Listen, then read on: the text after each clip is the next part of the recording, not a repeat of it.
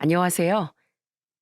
오래 살다 보면 별꼴을 다 겪는다더니 저는 고작 30대 후반의 나이에 어이없는 일을 겪고 정신이 아주 탈탈 털리게 된 평범한 여성입니다. 믿는 도끼에 발등 찍힌다는 말이 있죠. 저는 저에게만큼은 그런 일이 벌어지지 않을 거라고 자신했습니다. 제가 그렇게 믿고 있던 남편과 시댁에게 배신을 당할 줄 모르고 있었으니까요. 열 길 물속은 알아도 한 길 사람 속은 모른다는 말이 딱 맞더라고요. 그렇게 제가 충실하게 대했던 시모와 남편이 다른 마음을 품게 될 줄 누가 알기야 했겠습니까? 이제라도 알게 되어 다행인 거지요. 저는 울릉도에서 태어나 어부인 친정아버지와 음식점을 하는 어머니 밑에서 자랐습니다. 제가 아버지에게 더 애틋한 마음을 품는 건 어찌 보면 당연한 것일지도 모릅니다. 물론 어머니도 힘들게 저희를 키워주셨지만 아버진 배를 타고 다니며 힘든 일을 많이 겪으셨거든요. 뱃일이라는 게 쉬운 일이 아니잖아요. 항상 몸 성한 곳 없고 아픈 아버지를 보면 마음이 짠했습니다. 그 와중에 아버진 어렵게 돈을 벌어 저희 삼남매를 대학까지 보내주셨죠. 아버지를 보며 결혼은 친정에 잘하는 남자를 만나야겠다라는 생각을 하곤 했습니다. 그런 제가 남편과 만난 것은 20대 후반이었어요. 저는 육지로 나와 건실한 중소기업에서 일을 하고 있었고 남편은 저와 만났을 땐 세무사 공부 중이었죠. 공부를 시작한 지 얼마 되지 않았기에 저와 사귀는 것이 부담스러울 수도 있는 상황이었지만 전 그런 남편을 뒷바라지 해주겠다는 마음으로 함께 사랑을 키워갔습니다. 남편이 너무 좋았고 남편도 저를 무척 좋아해 주었으니 서로 헤어지는 것은 아깝다는 생각을 한 겁니다. 당시 저는 이미 직장에서 안정적으로 돈을 벌고 있었고 모아놓은 돈도 꽤 되었기 때문에 남편이 자격증을 딸 수 있도록 열심히 도와주었어요. 세무사 시험이라는 것이 얼마나 어려운 것인지 남편을 만나 알게 됐어요. 1차 합격률이 10%에서 30%밖에 안 되는 매우 어려운 자격증이더군요. 남편은 1년을 꼬박 준비했고 1년에 한 번뿐인 1차 시험과 2차 시험을 동시에 치게 되었습니다. 그런데 이 첫 번째 시험에서 1차는 합격했지만 2차는 아쉽게도 떨어졌어요. 굉장히 아쉬운 상황이었지만 그래도 1차를 붙으면 그 다음에는 1차를 치지 않고도 2차 시험을 칠 수 있는 기회가 주어졌습니다. 그 덕분에 남편은 온전히 2차 시험에만 매진할 수 있었고 그 결과 2차 시험에 최종 합격하여 세무사가 되었어요. 거의 10%의 합격률에 성공한 남편은 무척 좋아했죠. 그러면서 저에게 모두 다 당신 덕분이라며 절 안아주며 고맙다는 말을 몇 번이나 했습니다. 그리고 2차 합격 발표 날 남편의 행복한 얼굴을 앞에 두고 저는 무척 고민하고 있었어요. 바로 제 뱃속에 새로운 생명이 자라고 있었거든요. 이제 막 시험에 합격한 남자에게 곧 아빠가 될지도 모른다는 그 말이 얼마나 부담스럽게 들릴까 그런 생각을 했답니다. 그래서 언제 이야기를 해야 하나 고민만 하고 있었어요. 하지만 남편이 제게 합격한 날 프로포즈를 하더군요. 합격을 하면 당신에게 결혼하자고 이야기하려고 했다고요. 그 이야기에 제가 얼마나 울었는지 저는 남편에게 제가 아이를 가졌다는 걸 알렸습니다. 나 사실은 당신 아이 임신했어. 그래서 당신이 이렇게 청혼해줘서 너무 고마워. 나 이야기 못하면 어떡하나 하고 결국 말을 잇지 못하는 제게 남편이 놀라며 좋은 일에 항상 같이 온다더니 그것도 너무 좋은 일이라고 이야기해 주었어요. 당신이 내 옆에 있어서 내가 이만큼 할 수 있었던 거야. 그리고 그 아이도 내 합격날 우리에게 와주었으니 행운의 아이가 될 거야. 정말 당신 만나고 나 너무 좋은 일 많이 있는 것 같아. 남편의 그 말에 저는 감동을 받았습니다. 그리고 친정아버지에게 알려드리기 위해 울릉도로 갔습니다. 사실 저희 친정에서도 남편에게 굉장히 잘해주었어요. 합격 전 남편이 공부할 때부터 친정아버진 남편을 보러 항상 울릉도에서 육지까지 친히 나오셨어요. 제가 남편과 함께 간다고 해도 괜히 공부하는 사람 시간 뺏는 거 안 된다며 배까지 타고 나오셨죠. 그리곤 항상 남편에게 공부하느라고 고생한다며 맛있는 것을 사주시고 몸보신까지 시켜주셨어요. 그러면서 남편에게 그렇게 말씀하셨죠. 공부하느라 힘들지? 그래도 지금 고생하면 나중에 좋은 날이 있을 거야. 난 자네가 잘할 거라고 믿네. 그냥 하는 말이 아니라 자네가 해온 걸 믿는 거야. 그러니 맛있는 거 많이 먹고 힘내게. 아버진 잔정이 많고 마음이 따뜻한 사람이랍니다. 하는 일이 험해서 사람들이 착각할 때도 있지만 말을 꺼내보면 이보다 더 부드러운 사람이 없을 정도였죠. 그렇게 저희가 친정인 울릉도까지 가서 아버지에게 결혼한다고 이야기를 했을 때 아버지 어머니는 본인 일처럼 무척 좋아하셨습니다. 게다가 남편의 세무사 합격 소식을 함께 들어서 그런지 두 분 다 너무나 행복해 하셨습니다. 그리고 저희는 생각지도 못하게 아버지의 도움을 받게 되었어요. 저희가 계획에도 없는 임신을 하게 되면서 곧 태어날 아기를 위한 집이 급했거든요.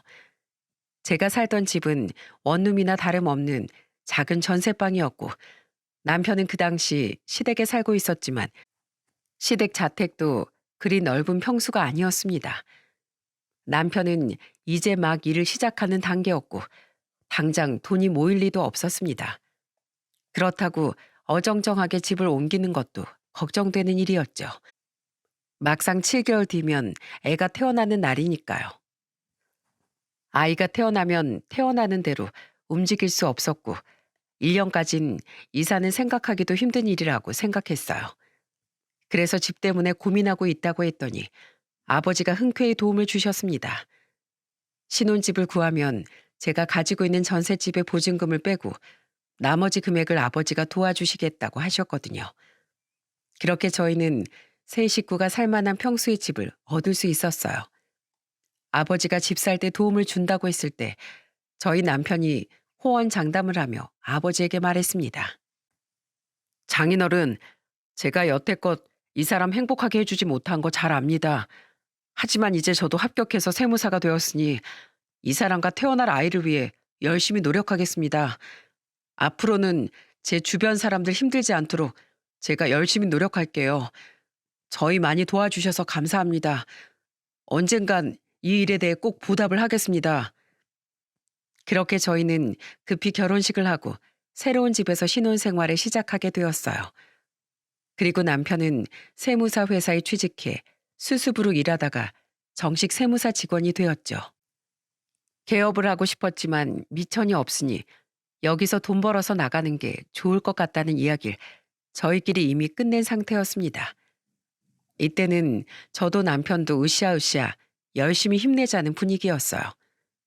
솔직히 여태껏 힘들었고 아이를 낳으면서 또 힘든 일이 남았기 때문에 서로가 서로에게 의지가 되어준다는 게 얼마나 도움이 되는지를 알고 있었거든요. 이렇게 저는 남편과 함께 일어나는 힘든 일을 모두 이겨낼 거라는 생각을 했습니다. 그게 착각이라는 걸 곧 깨달았지만은요. 저희 친정에서 우리의 결혼을 축복해 준 것처럼 시댁에서도 저희의 결혼과 임신 소식에 굉장히 축하를 해주었어요. 게다가 남편의 합격을 전했을 때 시모는 제게 엄청 고마워했습니다. 어딜 가든 제가 복덩어리라며 데리고 다니며 칭찬하기 바쁠 정도였죠. 결혼을 하고 첫 명절 때 시댁 친지댁을 갔었는데 시모는 다른 친척분들에게 절 소개하시며 그렇게 말씀하셨죠. 여기 우리 며느리예요. 이번에 새로 들어온.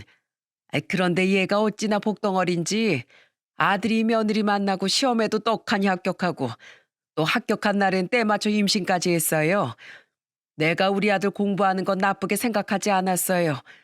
하지만 공부 때문에 손주 보는 게 늦어질까 봐 항상 걱정이었거든요. 그런데 며느리가 그 두 가지 문제를 한꺼번에 해결해 준 거 있지요? 어찌나 예쁜지. 그 이야기에는 남편과 저에 대한 자랑스러움과 믿음이 가득했죠. 아유, 며느리 잘 들였네. 정말로 자네 말대로 복덩인가 봐. 그러니까요. 요즘 세상에 어떤 젊은 여자가 뒷바라지해가며 내조를 해요. 약삭 빠른 여자들이 얼마나 많은데 우리 며느리 같은 사람도 없어요. 며느리가 잘해줬으니 우리 아들도 합격한 거지요. 그렇게 다른 분들께 자랑하던 시모는 저희 친정에서 신혼집 살 돈을 보태준다는 말에 너무 감사하다며 제 손을 꼭 잡으며 그러더군요. 지선아, 내가 너와 네 아버지에게 받은 이 은혜를 다 갚을 수 있을까 모르겠다. 우리 사정 생각해서 그렇게 해준 거 너무 고마워. 네가 아니었다면 너희가 이렇게 번듯하게 살 수도 없었을 거야. 대신 내가 너한테 잘하마. 내 딸처럼 잘해줄게. 이 은혜도 언젠간 갚으마. 용선이 너도 앞으로 네 아내에게 잘해줘. 알았지? 사실 시모가 이렇게 고마워할 수밖에 없는 상황이었어요. 시댁은 생각보다 경제적으로 많이 어려웠거든요. 시간이 지나도 나아지지 않는 가난에 남편은 힘들어했고, 그런 가족을 위해서 머리가 좋았던 남편은 세무사가 되기로 마음 먹었던 거였으니까요. 그런 상황에서 저희 친정이 시댁을 도와주니 당연히 고마워할 수밖에 없는 일이었죠. 시모 옆에 있던 신우도 그런 제가 대단하다며 한마디 거들었어요. 올케도 정말 대단해. 어떻게 그렇게까지 할 수 있지? 난 돈 주고 하라고 그래도 못할 것 같아. 아무나 하는 게 아니잖아. 공부하는 동안 음식도 해주고, 공부하느라 바빠서 연락 없어도 충분히 이해해주고, 공부하는 데이트까지 할 정도면 진짜 대단한 거지. 그러고 보니 올케 혹시 SNS 하는 거 있어? 전 계정은 있긴 한데 잘 사용을 안 해요. 바쁘기도 하고 신경도 잘 못 쓰고 사진 같은 거 올리는 것도 서툴러요. 아쉽네. 동갑인데 친하게 지내면 좋잖아. 그런데 멀리 있으니까 SNS로 사진 공유하면서 지내면 좋을 것 같은데 일단 친구 추천엔 뜨니까 친구 추가해 놓을게. 거짓말 조금 보태서 친구 같은 시누이, 그리고 제게 친절한 시부모님까지 정말 완벽한 가족이 될 수 있을 거라고 생각했어요. 시댁 가족과 함께 있으면 저에 대한 배려가 대단했거든요. 게다가 혼인신고를 했을 때도 시모가 저보다 더 좋아했습니다. 둘이 드디어 정식 부부가 되었으니 앞으로 싸우지 말고 백년 해로하거라. 결혼식 때 이야기해주고 싶은데 혼인신고할 때 미리 이야기해주고 싶어. 영원히 행복했으면 좋겠구나. 시모의 그 말에 눈물이 났습니다. 시댁에 인정받았다는 기분과 함께 지난날의 고생을 보상받았던 느낌도 들었거든요. 사실 어떤 여자가 공부하는 남자 뒷바라지하며 행복만을 느꼈겠어요. 사실 저도 행복한 마음보단 불안한 마음이 더 많았어요. 그때는 사랑으로 이겨낸 거라고 생각했습니다. 그리고 완벽한 결과에 저 또한 벅찬 감정을 느꼈던 거예요. 그러나 결혼을 하고 나서 남편이 본격적으로 일을 하며 돈을 벌기 시작하자 점점 상황은 바뀌어져 갔습니다. 제가 생각했던 것과는 정반대로 말이죠. 그 시작은 둘째 아이를 임신했을 때였어요. 시모의 생신날 저는 시모를 집에 초대했습니다. 물론 시부와 시누이까지 함께 초대를 했죠. 칭찬은 고래도 춤추게 한다는 말이 있듯이 저도 시모의 칭찬을 받으면 받을수록 점점 더 그분에게 잘하고 싶다는 생각을 했거든요. 그래서 생신날에는 항상 제가 차린 미역국과 음식들로 대접을 해드리고 있었어요. 그리고 그날 남편을 제외한 다른 식구들이 모두 저희 집에 모여 있었어요. 그런데 갑자기 시모가 이렇게 이야기를 하더군요. 내가 얼마 전에 동창회 갔는데 세상에 내 친구네 며느린 용돈을 100만 원을 준대. 솔직히 나도 우리 아들이 돈 안 벌 땐 돈 받는 것도 미안했는데 지금은 아니잖니. 아들이 얼마나 많이 버는데 용돈이 꼴랑 50만 원이 뭐냐. 저번에도 내가 얘기한 것 같은데 넌 전혀 눈치를 못 채더라. 눈치가 없는 건지 해주고 싶지 않아서 무시한 건지 모르겠지만 난 너랑 우리 아들 결혼한 거 솔직히 후회가 된다. 지금이야 우리 아들이 돈을 더 많이 버는데 왜 내가 이런 말을 너한테 눈치 봐가면서 해야 하니? 우리 아들이 너 만나기 전에 합격했으면 솔직히 너랑 결혼 안 시켰을지도 몰라. 물론 네 입장에선 서운하겠지. 하지만 엄연히 따지면 우리 아들 머리가 좋아서 합격한 거잖아. 우리 아들 머리가 나빴으면 네가 아무리 내조를 했다 하더라도 합격할 수 있었겠니? 그래, 맞아, 옳게. 솔직히 너무하잖아. 오빠가 이젠 더 많이 버는데 용돈 정도는 조금 더 줄 수도 있지. 엄마한테 계속 그런 말 하게 만드는 것도 옳게 잘못이긴 해. 그 이야기를 듣는데 정말 너무 화가 나더군요. 저희가 용돈을 드리고 있지만 결혼 후 남편의 씀씀이가 커져서 드릴 수 있는 돈에 한계가 있긴 했어요. 게다가 결혼하면서 시댁에선 돈 한 푼 안 보탰으면서 용돈을 운운하는 게 너무나 어이가 없었거든요. 시댁에는 한 달에 50만 원씩을 드리고 있었고 친정에는 매달 150만 원을 드리고 있었습니다. 친정에 돈을 더 많이 드린 이유는 아빠가 얻어준 신혼집에 대해 우리는 매달 100을 갚고 있었으니까요. 그렇기 때문에 양가 집안에 공평하게 50만 원씩 용돈을 드린 거나 마찬가지였죠. 양가 집안에 50씩 드린 것도 빠듯한데 시모가 저렇게 부족하다고 떼를 쓰니 참 황당할 따름이었습니다. 하지만 안 되는 건 안 되는 거였어요. 어머님, 죄송한데 저희 살림도 빠듯해요. 애를 키우려면 돈 들어갈 것도 많고요. 그러니까 제발 용돈 올려달란 소리는 안 하셨으면 좋겠어요. 뭐? 이런 하여튼 싹퉁머리하군. 됐다 됐어. 내 치사해서 안 받는다. 이날 이후부터 시모와의 관계는 더욱 악화되기 시작했습니다. 그런데 바뀐 건 시모만이 아니었습니다. 시모와 마찬가지로 남편도 점점 변하는 것이 눈에 보였어요. 나와 친정에 잘하겠다며 호언장담했던 건 우습게도 유통기한이 있는 모양이었어요. 저도 그 말을 완전히 믿은 게 아니었어요. 충분히 결혼 전과 결혼 후가 다를 수도 있다고 생각했죠. 남자들 을에 결혼하고 나면 그렇잖아요. 세탁해 놓은 양말 하나 찾지도 못하는 남자가 되는 경우가 많죠. 그런데 남편의 변화는 그런 애교 수준이 아니었어요. 더 열받는 건 제가 아닌 저희 아버지를 향한 태도가 바뀐 부분이었어요. 아버진 한 번씩 볼 일이 있어서 육지에 들어오실 때가 있었습니다. 저는 저희 집으로 모셔서 편하게 대접하고 싶은 마음이었어요.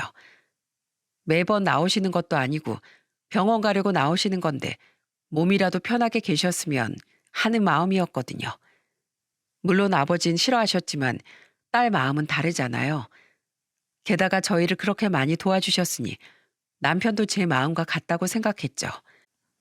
하지만 남편은 점점 아버지의 방문을 싫어하더라고요. 하루는 친정 아버지가 일하시다가 어망에 걸려 발가락이 절단되어 큰 수술을 해야 할 상황이었습니다. 울릉도 내에서 큰 수술을 할 수 없어 육지에 있는 병원까지 오시게 됐어요. 입원하신 동안은 제가 왔다 갔다 하면서 병간호를 했습니다. 대학 진학 후 자취를 위해 울릉도 밖으로 나온 막내 남동생과 같이 말이죠. 그런데 문제는 퇴원 후였습니다. 수술 후 경과를 보기 위해 당분간 울릉도로 돌아가지 못했고 여기서 최대한 안정될 때까지만 있기로 했죠. 그래서 저는 저희 집에 아버지를 모시기 위해 남편과 이야기를 했습니다. 여보, 우리 아버지 발가락 절단 수술한 거 알지? 울릉도 당분간 못 가는데 우리 집에서 아버지 모시면 안 될까? 1, 2주 정도 있다가 의사가 허락하면 울릉도로 돌아가실 거야. 여보, 잘 생각해봐. 우리 집도 그렇게 큰 편 아니야. 장인어른까지 계시면 힘들기도 할 거고 게다가 몸이 성한 사람도 아니고 거동이 불편한 분을 어떻게 집에서 봐. 그동안 입원을 시키는 게 맞지. 입원이 더 이상 안 된다고 해서 나오시는 거잖아. 그리고 당신 너무하지 않아? 아버지가 남도 아니고 그렇게 차갑게 말하는 거 솔직히 엄청 나 서운하거든? 그리고 당신 아버지 몸 성할 때도 집에 못 오게 했잖아. 내가 언제 시댁 식구들 집에 오는 거 못 오게 한 적 있어? 왜 당신은 우리 식구들 집에 오려고 할 때마다 그 난리야? 아니, 우리 집도 그리 좋은 거 아닌데 묻고 가시게 하려니 죄송해서 그렇지. 대접도 제대로 못하느니 아예 안 받는 게 낫지. 내가 뭐 내치자고 말한 것도 아닌데 뭘 그렇게 화를 내? 어이없는 그 말에 화를 내다 저는 제풀에 지쳐 애 둘을 남편에게 맡기고 동생 자취방에서 아버지를 모시기로 했어요. 이 집에 와서 남편 놈의 저런 표정과 생각을 아버지에게 들키는 것보다 낫겠다고 생각했거든요. 그렇게 저는 주말을 포함해서 며칠간 아버지의 간호를 하기로 했습니다. 그런데 저도 몰랐죠. 저한테 아무 말 없이 애들 둘을 시모에게 맡길 줄은요. 평일엔 제가 낮에 아버지를 돌보고 동생이 저녁에 아버지를 보았습니다. 그리고 주말에는 제가 집에 가서 반찬을 하고 애를 봐야 하니 동생이 아버지를 간병하기로 했지요. 토요일 저녁 집에 오니 시모가 집에 있더군요. 그리고 현관으로 들어서는 저를 보더니 열받아서 벌겋게 상기된 얼굴로 제게 짜증을 냈습니다. 너 도대체 뭐 하는 애냐? 어딜 돌아다니느라 애들을 시댁에 맡겨놓고 나갔다 들어와. 너 때문에 늙은 내가 이게 무슨 고생이냐? 며느리한테 대접받으며 살아도 모자랄 나이에 손주들 뒤치다거리나 해야 하겠냐? 잘 생각해봐라. 네가 어딜 가서 이만한 남자 데리고 살아? 분에 넘치는 줄 알면 시댁에 잘해야 되는 거 아니냐? 어떻게 네가 나한테 이럴 수가 있어? 정말 한숨이 절로 나왔습니다. 남편이 이런 일을 저질러 놓고 혼자 나갔을 줄은 상상도 못했거든요. 저는 차분하다 못해 지친 목소리로 말했어요.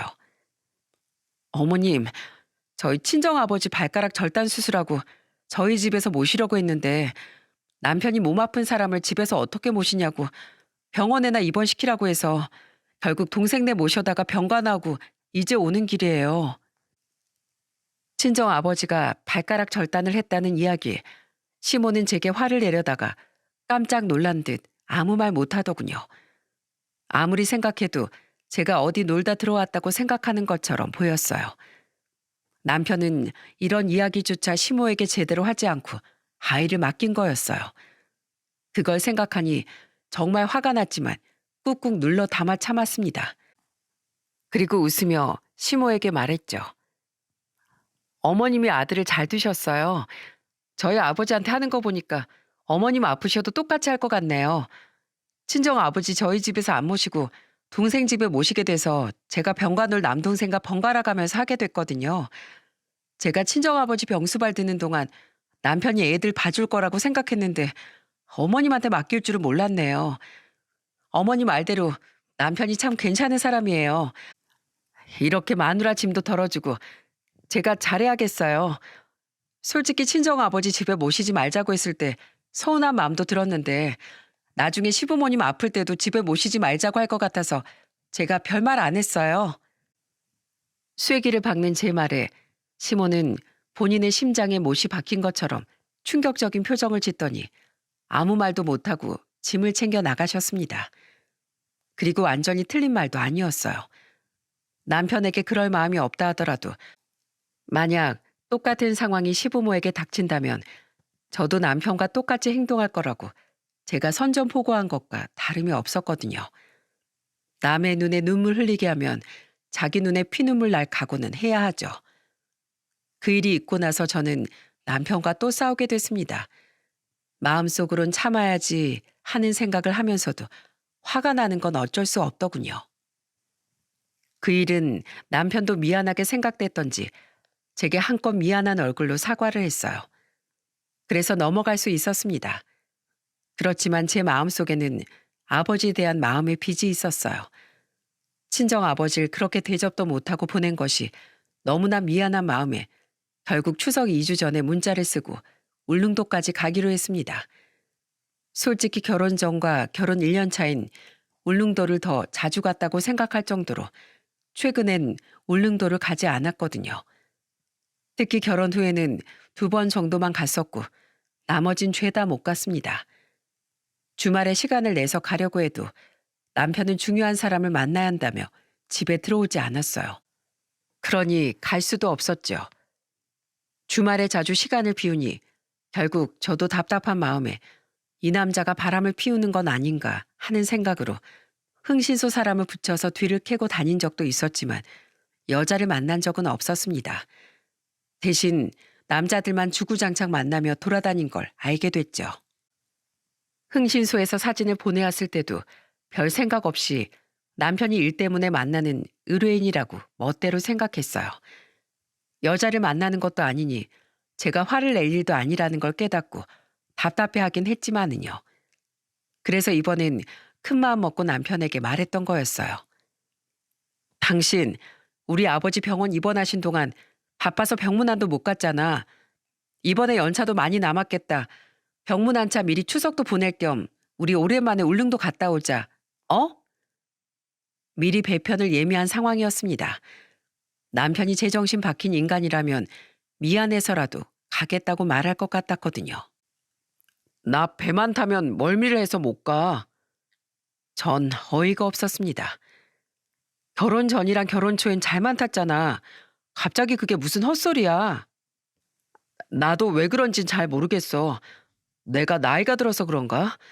저번에 지인과 낚시 갔는데 배 탔다가 죽을 뻔했잖아. 울렁거리는 건 둘째 치고 머리가 너무 아파서 진짜 누워만 있는데도 힘들었어. 그럴 수가 있어? 갑자기 무슨 멀미가 생겨. 그럼 집에서 애라도 좀 보고 있어. 이번엔 어머님한테 맡길 생각하지 말고. 힘들다는 남편을 억지로 끌고 갈 수도 없으니 어쩔 수 없이 그리 말했습니다. 하지만 남편은 제 말에 고개를 절레절레 쳤더군요. 그날 세무서 직원들끼리 단합회 가기로 했어. 애 데리고 못 가. 그리고 우리 어머닌 말 안 해도 알지? 저번에도 애 맡겼다고 얼마나 욕을 들었는데. 애들 외할머니 외할아버지 본 것도 오래됐으니까 데리고 가.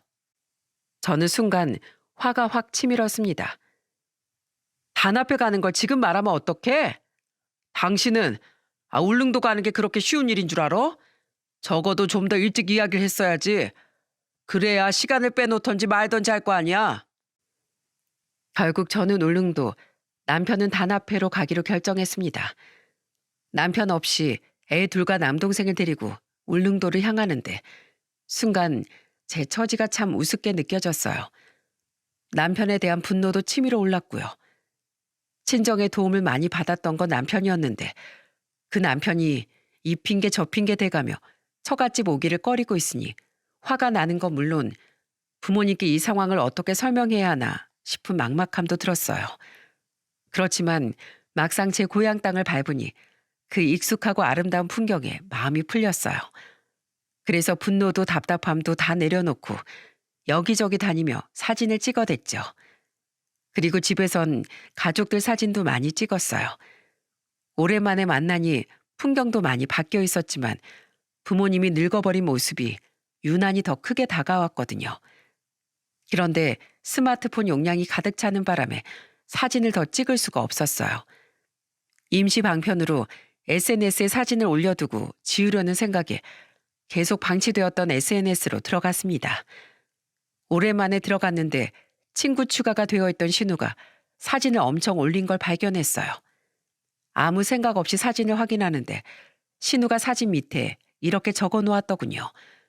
동남아 크루즈 여행이라고요. 저는 신우가 본인 남편과 함께 놀러 간 거라고 생각했습니다. 동남아 여행을 가본 적 없던 전 부러운 마음에 신우의 사진을 꼼꼼히 들여다보고 있었어요. 그러다가 어느 한 장의 사진을 보고 경악할 수밖에 없었어요. 그 사진 속에는 신우 내외와 함께 제 남편과 시부모가 환하게 웃고 있는 모습이 찍혀 있었거든요.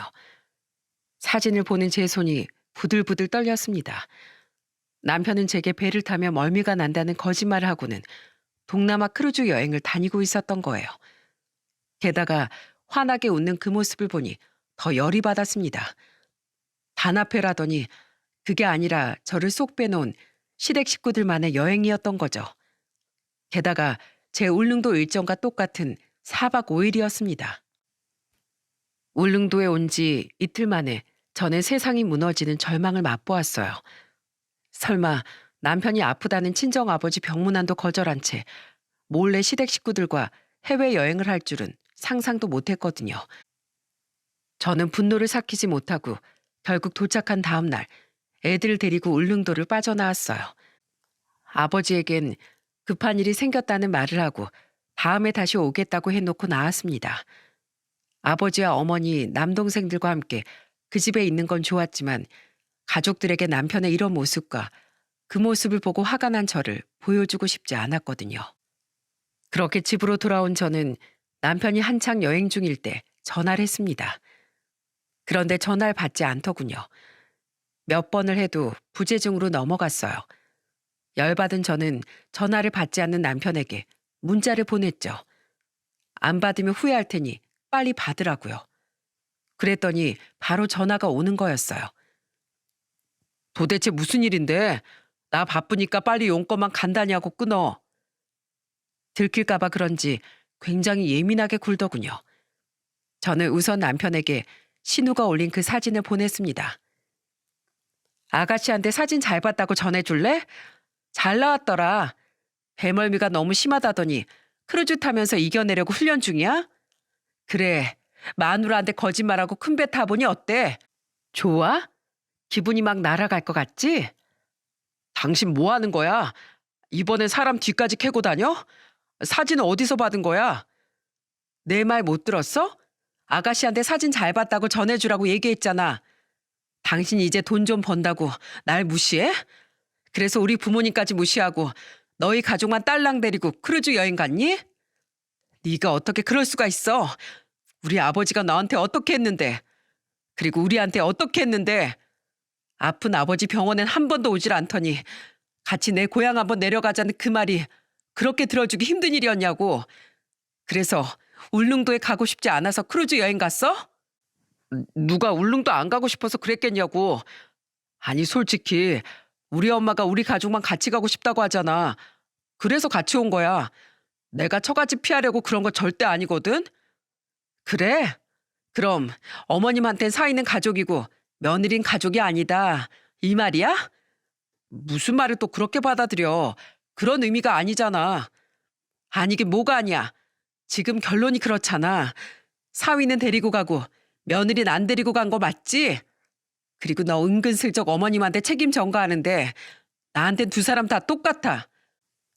그런 이유로 나 놔두고 간 어머님이나 그런 말에 설득당해서 거짓말로 나 떼어놓고 몰래 간 너나 도대체 뭐가 달라? 그 나물에 그 밥이야. 둘 다 아주 똑같이 나쁜 사람들이라고. 알아들어? 야, 너 말이라고 다 똑같은 말인 줄 알아? 그럼 네가 그동안 우리 어머니한테 잘했으면 되는 거잖아. 네가 이미 우리 어머니한테 찍혔는데 내가 그 상태에서 뭘 더 어떻게 해? 그럼 당신은 내가 어머님한테 잘못해서 나 놔두고 가족들끼리 크루즈 여행 다녀온 게 잘한 일이라고 생각해?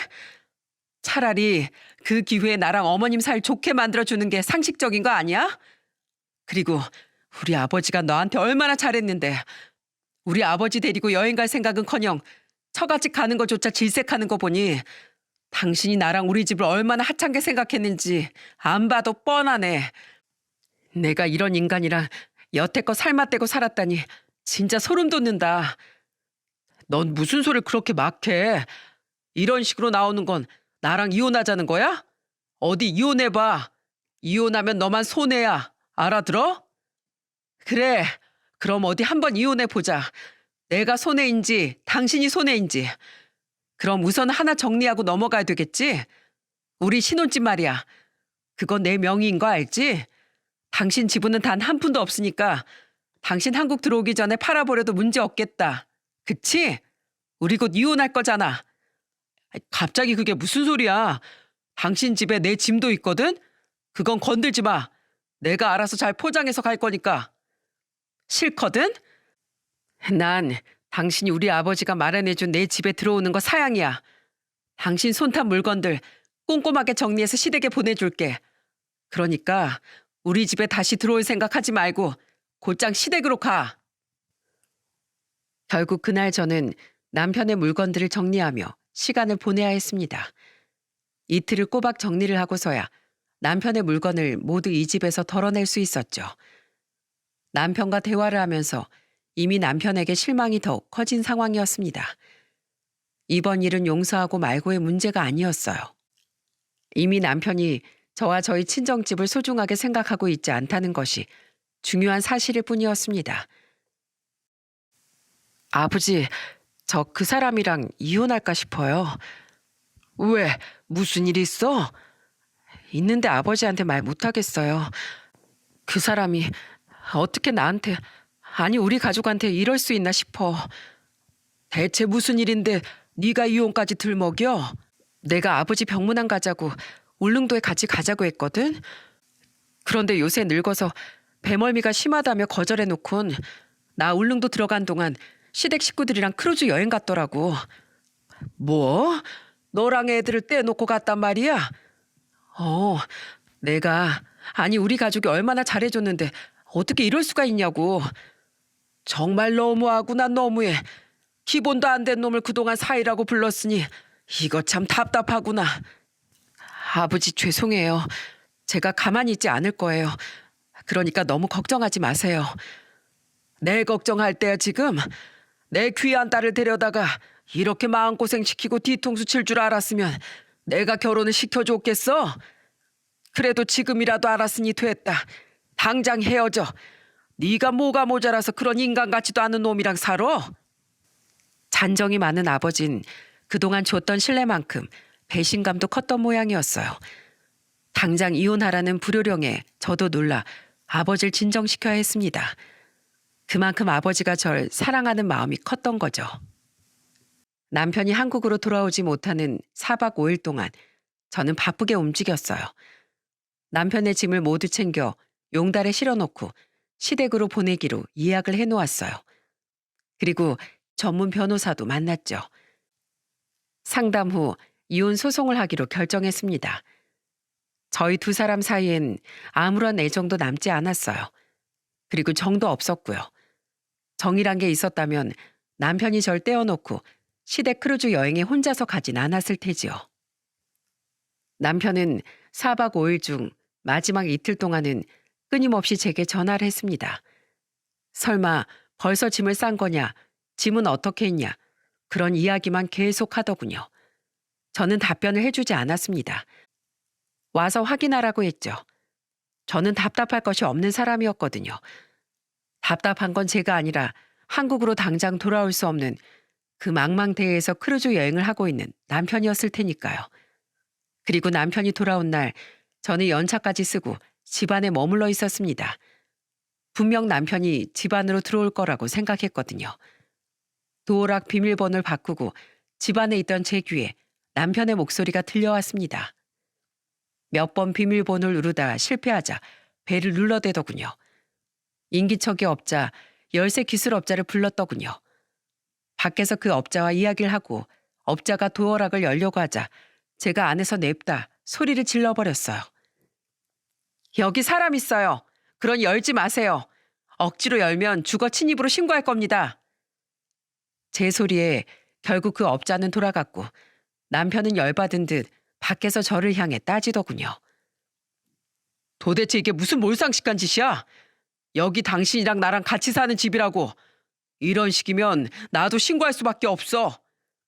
당신이 무슨 자격으로 여길 들어와? 그리고 당신 짐 고스란히 싸서 시댁으로 보냈어. 시댁 가서 편하게 살아. 우리 집에서 불편하게 살지 말고. 저는 불편한 심기를 참지 못했고 남편에게 소리칠 수밖에 없었어요. 그렇게라도 하지 않으면 정말 열이 받아서 돌아가실 것만 같았거든요. 그런데 갑자기 남편이 굉장히 저자세로 나오더군요. 여보, 우리 대화 좀 하자. 내가 정말 당신한테 미안하게 생각하고 있어. 보일진 모르겠지만 나 이렇게 무릎까지 꿇었어. 진심으로 사과할게. 그러니까 나 지금 집에 들어가게만 해줘. 중요한 물건이 없어서 여기 온 거야. 우리 금고 안에 내가 물건을 하나 넣어놨거든. 그거 나한테 정말 중요한 물건이니까 그것만이라도 제발. 내 목숨과도 같은 거란 말이야. 그것만 찾으면 금방 돌아갈게. 아니면 당신이 지금이라도 금고 안에 있는 그 장부 찾아서 나한테 주면 돼. 그것만 돌려주면 정말로 이혼하면서 당신이 원하는 거 다 해줄게. 각서도 써줄 수 있어. 어? 무척이나 수상한 남편의 사과였습니다. 이쯤 되면 사과할 상황이 아닌데 무릎까지 꿇어가며 저러니 저마저도 당황했죠. 정말 중요하긴 중요한 거였나 봅니다. 간절한 목소리로 그것만 돌려주면 제가 하라는 대로 다 하겠다며 애원까지 했으니까요. 저는 남편의 모습에 수상함을 느끼고 안방으로 들어갔습니다. 금고는 아주 작았어요. 안방 붙박이장 깊숙한 곳에 우리는 보관하고 있었고 거기엔 집 계약서, 귀중품들을 넣어놨습니다. 그런데 남편이 거기에 장부 같은 걸 놓았을 거라곤 상상도 못했습니다. 그리고 저는 그 장부를 꺼내보았어요. 남편이 직접 작성한 장부와 수첩 같은 것이 들어있었어요. 저는 곧바로 그 장부를 꺼내 살폈습니다. 그리고 장부를 펼쳐본 순간 깜짝 놀라 제 눈을 의심할 수밖에 없었어요.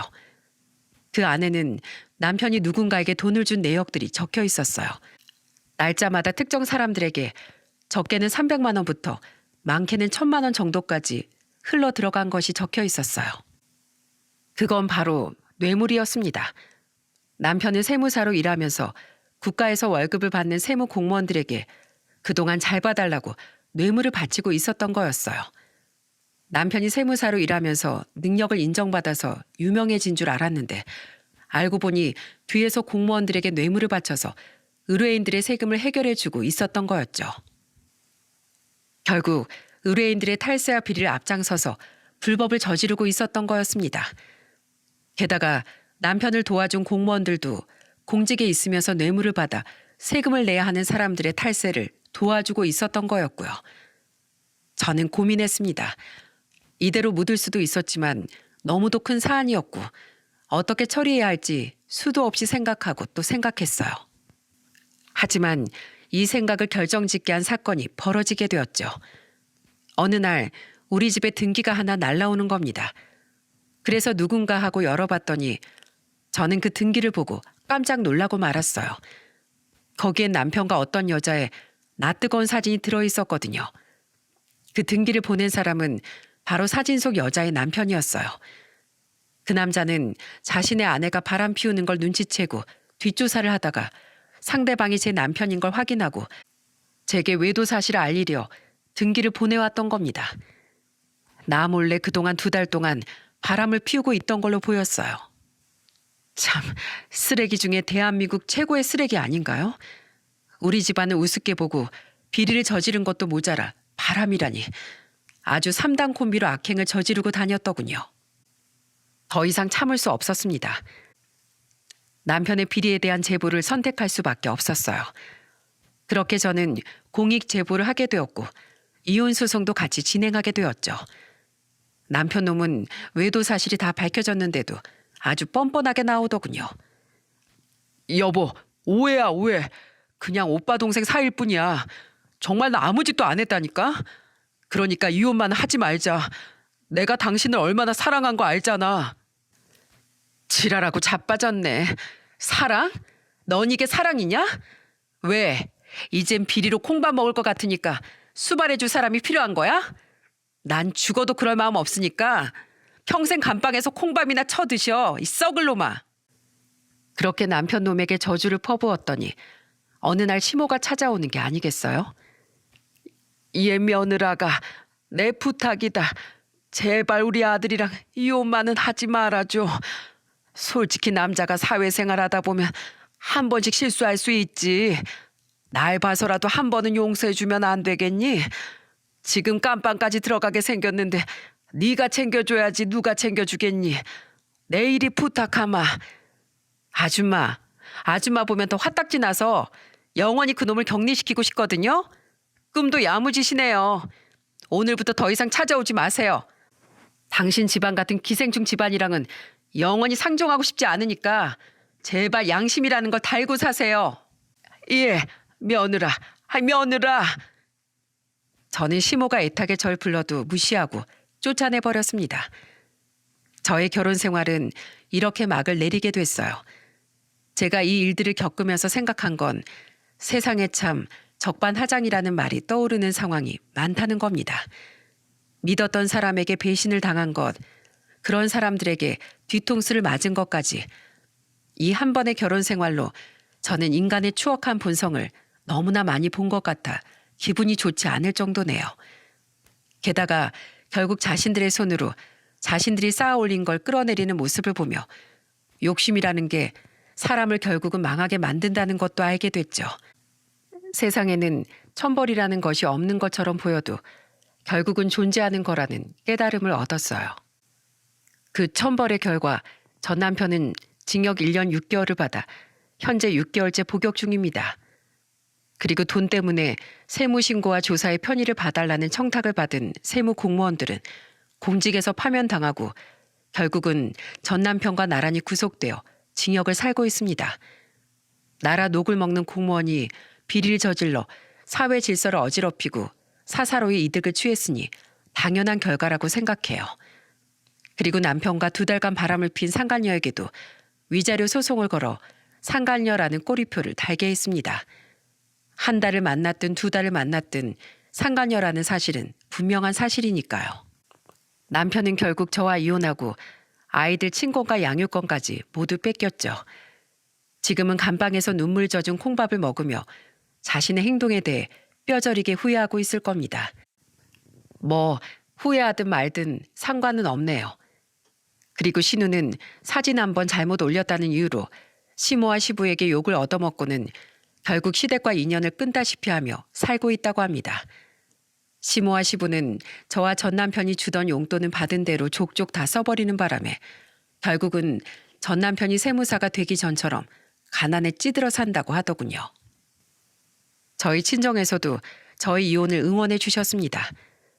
한 번씩 집으로 오셔서 아이들도 돌봐주시고요. 아버지 건강도 많이 좋아지셔서 얼마 전엔 아이들 데리고 제주도로 놀러도 갔다 왔답니다. 오히려 남편 놈하고 헤어지니 일이 쑥쑥 잘 풀리는 것만 같네요. 우리 아이들도 아빠의 빈자리를 느끼지 않고 잘 자라주고 있으니 얼마나 감사한지 모릅니다. 비록 이혼녀라는 꼬리표를 달고 평생 살아가야겠지만 2 아이의 엄마로서 멋지게 살아가도록 더 노력할 겁니다. 그리고 힘들 때는 가족들이 곁에 있으니까요. 좋을 때만 가족이라 말하는 그런 빈 껍데기는 저에게 필요 없답니다. 저에겐 언제나 서로를 위해 자신들을 희생해 줄 수 있는 좋은 가족이 있거든요. 그리고 전 금전적인 것에만 눈이 먼 가족보단 마음으로 서로를 보듬어 줄 수 있는 가족이 진짜 가족이라고 생각해요. 그러니 여러분, 곁에 있는 가족과 진정한 사랑과 걱정, 행복을 나누세요. 그러면 삶이 조금은 더 아름다워 보일지도 모릅니다. 긴 글 읽어주셔서 감사합니다. 모두들 행복한 하루 보내시길 바랍니다.